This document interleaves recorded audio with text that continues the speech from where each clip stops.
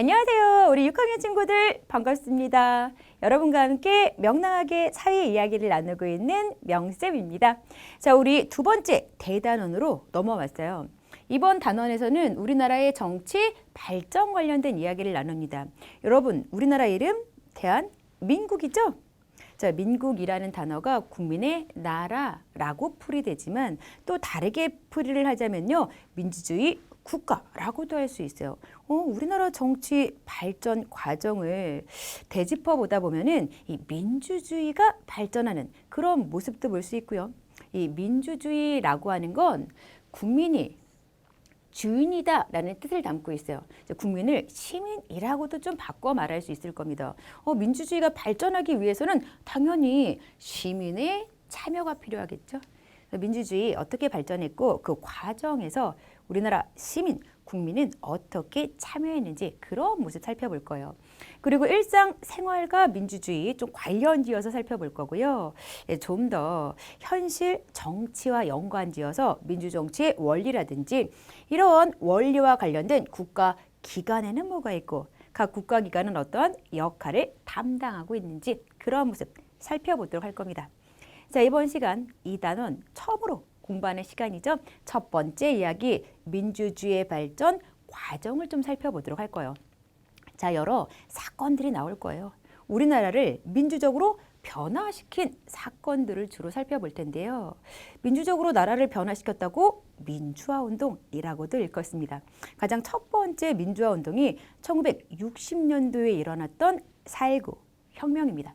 1960년 4월 19일 우리나라를 대대적으로 변화시킨 혁명이 일어났어요. 어떻게 이런 사건이 일어난 건지 배경부터 볼게요. 여러분, 우리나라 초대 대통령 이승만입니다. 자, 첫 번째 대통령이었던 이승만은요, 헌법을 바꿔가면서까지 계속해서 1대, 2대, 3대 대통령직을 유지, 독재 정치를 이어나갔어요. 그러면서 이승만 정부가 부정부패로 국민 생활을 어렵게 만들기도 했습니다. 자, 그럼에도 불구하고요. 1960년도에 있었던 3.15 선거에서 부정한 방법으로라도 다시금 당선되려는 계획을 세웠어요. 이렇게 계획이 세워졌을 시기에 대구 지역에서 먼저 이번에 치러질 3.15 선거 부정선거가 될 것이다 라고 하면서 대항하는 학생 민주운동이 일어납니다. 그럼에도 불구하고요. 자, 3월 15일에 치러진 선거를 계획대로 부정선거로 실행을 해버렸어요. 당연히 부정선거의 결과 이승만 정부가 또다시 부통령에 당선되는 선거에서 이기는 그런 모습이 나타났죠. 근데 어쨌든 3월 15일 선거가 바르지 못한 방법으로 실시되었기 때문에 우리는 3.15 부정선거라고 말을 합니다. 자, 이렇게 3.15 부정선거 당시에 어떠한 식의 부정한 방법들이 이용이 되었냐면요. 이제 투표권을 가지고 있는 유권자들에게 돈이나 물건 같은 고무신 같은 거 막 찔러주면서 이거 줄 테니까 이승만 뽑으라고. 이런 식으로 이제 부정 방법이 이용이 돼요. 그 다음에 투표를 하지 않은 사람을 대신해서 다른 사람이 막 투표를 하게 돼요. 여러분, 공정한 선거를 위해서 투표권을 가진 사람이 직접 투표해야 하는 그런 원칙이라는 게 정해져 있는데 그런 원칙이고 뭐고 다 필요 없어진 거죠. 자, 투표를 하지 않은 사람을 대신해서 다른 사람이 투표권을 행사하기도 합니다. 그리고 심지어 투표한 용지를요, 불에 태우고 있는 장면이거든요. 실제 국민들이 투표한 용지는 불에 태워서 없애버렸고요. 조작된 투표 용지를 넣어서 투표함을 바꾸기도 했어요. 그래서 투표함을 열게 되면은 그 투표함에 담겨져 있는 투표 용지는 조작된 내용의 투표 용지인 거죠. 이런 식의 정말 얼토당토 않는 여러 가지 방법을 이용해서 3.15 부정선거가 실행된 겁니다. 자, 이런 일이 벌어지자 당연히 시민들이요, 이승만 정부의 잘못을 바로잡기 위해서 시위에 참여하기 시작했어요. 그래서 바로 3월 15일에 마산의거라고 일컬어지는 마산 시위가 개최가 됐었거든요. 이러한 마산 시위에 참여했다가 고등학생 김주열이라는 사람이 실종이 됩니다.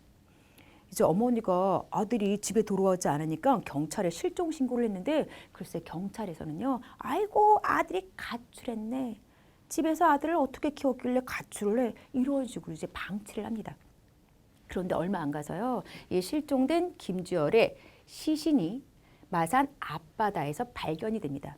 이거는 공권력을 행사해서 정부에서 죽인 거다라고 판단이 되는 거죠. 그래서 많은 사람들에게 시위가 확산이 되기 시작합니다. 그러면서 이 시위의 불꽃이 점점 번져 나가면서요. 각계각층의 시민이 참여하는 전국 시위로까지 확대가 돼요. 그리고 4월 19일에 시민들과 학생들은요. 이승만 정부의 독재와 3.15 부정선거로 짓밟힌 민주주의를 바로 세우기 위해서 거리로 쏟아져 나옵니다. 이렇게 해서 일어났던 민주화 운동을 4.19 혁명이라고 표현하는 거예요. 4월 19일 딱 하루에만 시위가 벌어졌던 게 아니고요. 3.15 부정선거 그 전에서부터 그 후까지 쭉 이어져 왔던 게 바로 4.19 혁명이라고 일컬어지는 겁니다. 근데 이렇게 거리로 쏟아져 나온 많은 사람들의 그 당시 구호로는 3.15 선거는 불법 선거이다라는 것도 있고요. 정부는 마산 사건을 책임져라 라는 것도 있었어요. 마산 사건 같은 경우 고등학생 김주열 왜 죽었는지 정확히 밝혀라 라는 내용이 되겠죠. 이런 구호를 바탕으로 해서 결국엔 이승만은요. 3.15 선거가 부정선거였음을 인정하고 스스로 대통령직에서 물러나게 됩니다.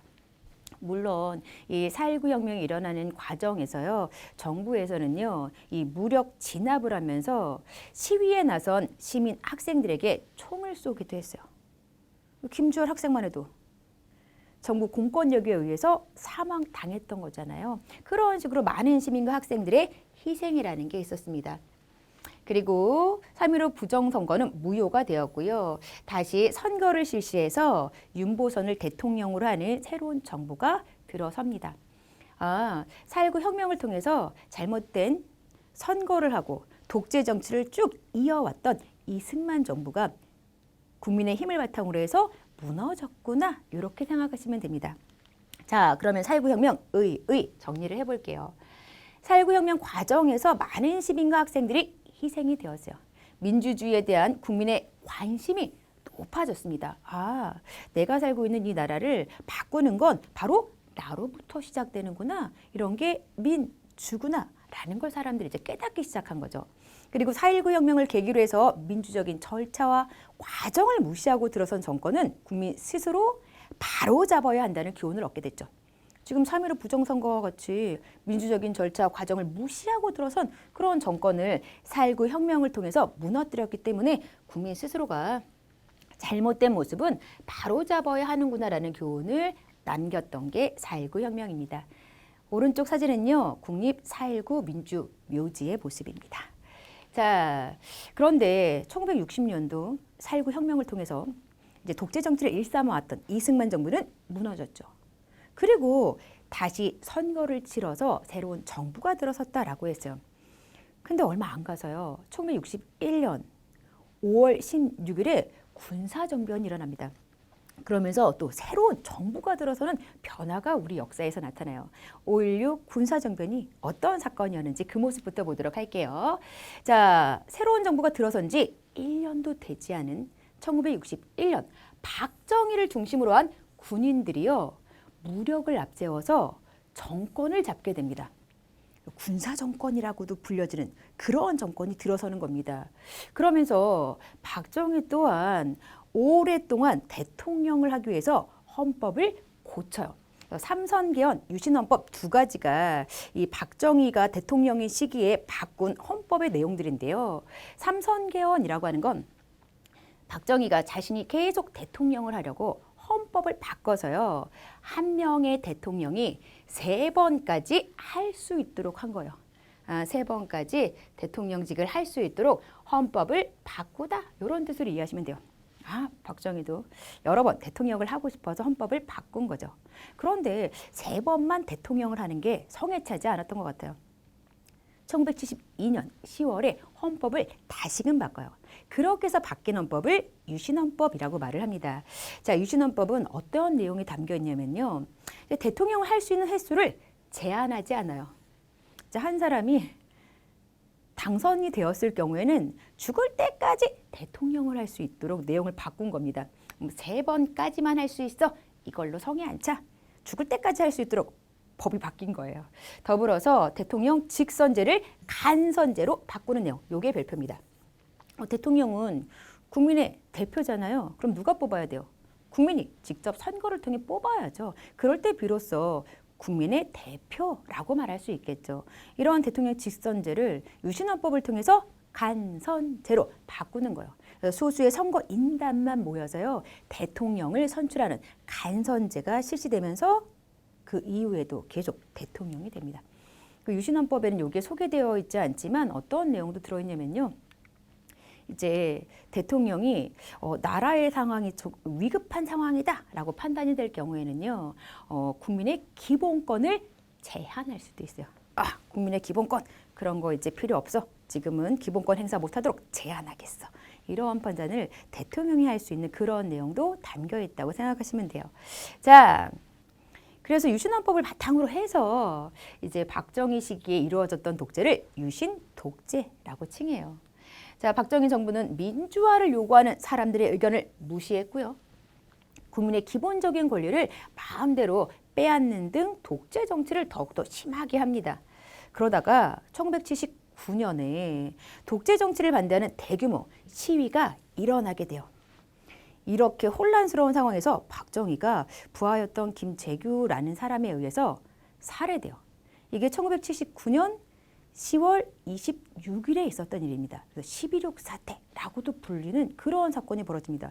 독재 정치를 쭉 일삼아왔던 우리나라의 대통령 박정희가요, 자신의 측근이라고 할 수 있는 부하에게 살해당하면서 박정희 독재 정부는 붕괴됩니다. 정말 5.16 군사정변, 우리나라 민주주의가 실현을 겪고 있는 그런 모습이 쭉 나오고 있죠. 자, 그리고 이제 이듬해 1980년 또 다른 민주화 운동으로 5.18 민주화 운동이라는 게 벌어집니다. 자, 5.18 민주화 운동의 배경부터 보도록 할게요. 앞이랑 연결이 되어야 돼요. 어찌 되었건 간에 박정희 독재 정권이 무너졌죠. 그렇죠? 그러자 이제 국민들이 드디어 민주주의 사회가 될 것이라고 기대를 합니다. 그런데 안타깝게요, 이제 박정희 대통령이 10월 26일 날 살해당했다라고 한다면 얼마 지나지 않은 12월 12일, 같은 연도 12월 12일이에요. 그때 전두환을 중심으로 한 새로운 군인들이 또다시 정변을 일으켜서요, 정권을 장악해요. 또다시 군인들에 의해서 정권이 장악되는 그러한 일이 벌어진 겁니다. 당연히 사람들은요, 이전에 있었던 군사, 독재 정치가 어떠한 것이었는지 뼈저리게 알고 있기 때문에 또 다른 군사 정권의 독재 정치를 염려해서 시위를 벌여나가기 시작했죠. 그래서 우리는 민주주의를 원한다. 이제 군사 독재 정권 물러나라. 이런 걸 요구하면서 전국적인 시위가 벌어져요. 그런데 군인들이 이러한 전 국민적인 시위를 탄압합니다. 그러한 과정에서 이제 시민들은 헌법을 새로 고치자, 국민투표로 전두환을 중심으로 한 이러한 군사 정권 말고 새로운 정부를 세우자라는 걸 요구하기까지 했는데 받아들이지 않습니다. 자, 그러면서 이제 이 시기에 광주라는 지역에서도요, 민주주의를 요구하는 시위가 벌어지고 있었어요. 이러한 과정에서 발생했던 민주화 운동이 5.18 민주화 운동이라고 일컬어지는 겁니다. 전라남도 광주에서도 대규모 민주화 시위가 일어납니다. 그러자 광주에 전두환은 시위를 진압하기 위해서 계엄군, 군대를 보내요. 이제 계엄군이라고 하는 건 우리나라가 뭐 전쟁이 벌어졌다거나 내란이 크게 발생했을 때 이걸 진압하기 위해서 투입되는 그런 군대를 가리켜요. 지금 내란이 크게 발생했어. 계엄군 보내겠어. 진압시키겠어. 이런 판단을 한 거죠. 그런데 뭐 자신들의 이익을 위해서 난을 일으킨 게 아니라 민주화를 위해서 지금 우리나라 국민이 시위를 벌이고 있는 것뿐이었어요. 자, 계엄군은 시민들과 학생들을 향해 총을 쏘면서 폭력적으로 시위를 진압하게 됩니다. 당연히 많은 사람들이 다치고 죽는 그런 일이 벌어졌죠. 그러자 처음에 시위에 참여하지 않았던 사람들마저도 분노하면서 더 많은 광주 시민들이 이 민주화 운동에 동참하기 시작합니다. 그러면서 시민들도 스스로 시민군을 만들기까지 해요. 우리도 무장해서 우리를 지키자라고 해서 이제 시민군을 만들어서 군인들에게 대항하는 그런 모습이 나타났어요. 결국엔 계엄군이 시위를 이끌던 사람들이 모여있는 전라남도청을 공격, 이들을 강제로 진압했고요. 이 과정에서도 엄청나게 많은 사람들이 죽고 다치는 등 희생되는 모습이 나타납니다. 이러한 일련의 과정을 우리들은 5.18 민주화운동이라고 칭하는 겁니다. 이제 5월 18일을 좀 이제 중점적인 날로 보면서 광주에서 전개된 민주화 운동, 5.18 민주화 운동이라고 일컫는 겁니다. 자, 이런 5.18 민주화 운동은 어떤 의의가 있느냐? 당연히 부당한 정권에 맞서서 민주주의를 지키기 위한 광주 시민들과 학생들의 의지가 담겨 있는 그런 사건이죠. 게다가 무력 진압에 굴하지 않고 끝까지 맞섰던 그런 좀 굳은 의지를 엿볼 수 있는 민주화 운동이기도 합니다. 자, 광주 학생들과 시민들이 5.18 민주화 운동 중에 어떠한 노력을 또 기울였냐면요. 계엄군이 광주에서 저지른 만행을 외부에 알리기 위해 많은 노력을 했어요. 그런데 이때 당시 전두환이 언론 통제를 가하는 바람에 많은 사람들에게 사실이 정확히 알려지지 못해요. 정부와 계엄군은 시위 중 잡혀간 사람들을 풀어줄 것, 계엄군이 물러날 것 이런 걸 또 요구했죠. 시민들 스스로 광주 시내 질서를 지키기 위해서 힘썼어요. 우리는 폭도가 아니다. 우리는 뭔가 사회를 전복시키기 위해서 일어난 그런 사람들이 아니다라는 걸 스스로 좀 보여주기 위한 노력을 기울이기도 했던 거예요.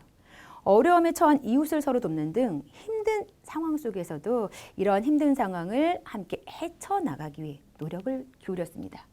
자, 그런데 앞서서 말씀을 드렸다시피 아니 이렇게 광주에서 있었던 일을 여러 지역에 알리기 위해 노력했는데 왜 여러 지역에 알려지지 않은 걸까요? 군인들이 광주 사람들이 다른 지역으로 나가거나 다른 지역 사람들이 광주에 들어갈 수 없게 통제를 해버렸어요. 그리고 전두환이 광주에서 일어난 일이 신문이나 방송으로 알려지지 못하도록 막았던 겁니다. 언론 통제하고 출입 통제하다 보니까 도저히 광주에서 일어나는 이러한 모습을 다른 지역에 알릴 수가 없었던 거죠. 자, 그렇지만 이러한 5.18 민주화 운동과 관련된 기록물은요, 세계 기록유산으로 등재되기도 합니다. 자, 5.18 민주화 운동 기록물은요, 5.18 민주화 운동의 과정을 생생하게 알려준다는 점, 다른 나라의 민주화 운동에도 영향을 주었다는 점을 인정받아서 2011년에 유네스코 세계 기록 유산에 등재가 되었어요. 시민들의 선언문, 증언, 일기, 그리고 기자들의 취재 수첩 등을 비롯한 많은 기록물과 사진, 영상물 등으로 구성되어 있습니다. 나온 사진은요, 이제 민주화 운동 당시 여고생의 일기, 그리고 기자의 취재 수첩입니다. 자, 우리 이렇게 해서요, 4.19 혁명, 5.18 민주화 운동 등을 통해서 우리나라의 민주주의가 발전했구나. 이런 민주화 운동에 많은 시민들이 참여했구나 라는 거 알았는데요. 관련된 퀴즈 풀면서 마무리할게요. 4.19 혁명의 결과 이승만은 대통령 자리에서 물러났죠. 3.15 부정선거 또한 무효가 됩니다. 이후에 새롭게 선거가 실시되어서 새로운 정부가 들어섰죠. 자, 대통령이 된 박정희는 자신이 계속 대통령을 하기 위해서 헌법까지 바꿨죠. 대통령을 3번까지 할 수 있도록 3선 개헌을 하기도 했어요. 자, 5.18 민주화 운동은 부당한 정권에 맞서서 민주주의를 지키려는 시민들과 학생의 의지를 보여준 사건이라고 할 수 있습니다. 자, 문제까지 모두 풀어봤네요. 우리 친구들 이번 시간에도요, 열심히 공부하느라고 수고 많았습니다.